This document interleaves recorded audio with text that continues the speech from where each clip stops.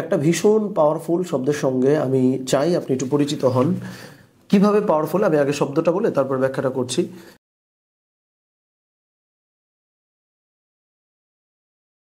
Powerful শব্দটা হলো ইস্তেগফার বা আস্তাগফিরুল্লাহ।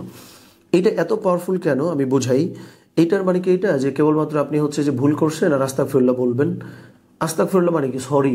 মানে বাংলাতে আমরা যে সরি সরি শুনি না, সো আমরা ইউজ টু কোনটা, যে কেউ একটা ভুল করছে ওই সরি বলছে, এইটুকু পর্যন্ত আমরা মোটামুটি লিমিটেশন বা আমরা লিমিটেড হয়ে যাই। কিন্তু এই যে আস্তাগফিরুল্লাহ বা এই যে সরি, ইট হ্যাজ মোর পাওয়ার।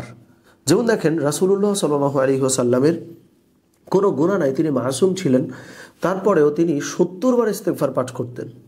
এবং আমরা নামাজের পরে যে তাসবিহ তাহলিলগুলো নিয়ে কথা বলি বা আলোচনা করি, ওইখানে খুব গুরুত্বপূর্ণ একটা তাসবিহ কিন্তু আস্তাগফিরুল্লাহ আস্তাগফিরুল্লাহ আস্তাগফিরুল্লাহ, 3 বার আস্তাগফিরুল্লাহ বলা। তারপরে 5 ওয়াক্ত নামাজ আদায় করছেন, 3 5 কি 15 বার আপনি আস্তাগফিরুল্লাহ পড়ছেন নামাজের পর পর। এছাড়া রাসূলুল্লাহ সাল্লাল্লাহু আলাইহি ওয়াসাল্লাম প্রতিদিন 70 বার কিন্তু ইস্তিগফার পাঠ করতেন। সো এগুলো কেন বলতেছি? সত্যিকারের অর্থে আস্তাগফিরুল্লাহর মধ্যে ভীষণ রকম একটা পাওয়ার আছে যদি আমরা বুঝে পড়ি। কিভাবে বুঝে পড়ি?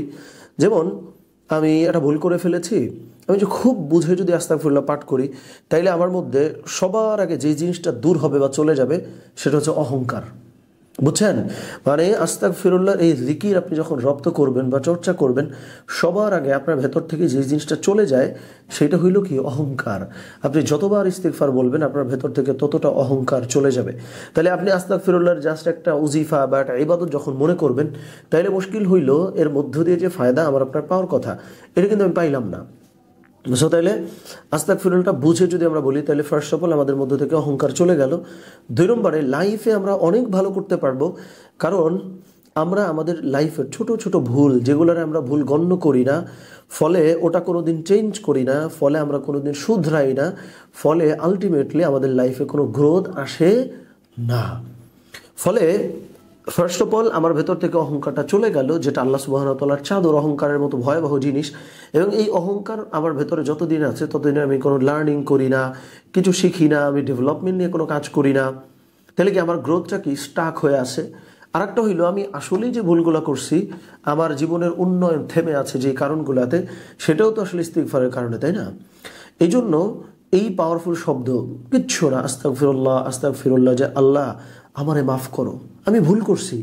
এই যে বিনয়ের সঙ্গে প্রতিনিয়ত ইস্তেগফারটা পাঠ করে যাওয়া, এটা জাস্ট একটা ওজিফা, জাস্ট একটা তাসবিহ এইভাবে চিন্তা না করে মোর মিনিংফুল ওয়েতে ইস্তেগফারটা যদি আমরা পাঠ করি, সত্যিকারের অর্থে আমরা লাইফে অনেক ভালো করতে পারবো ইনশাআল্লাহ।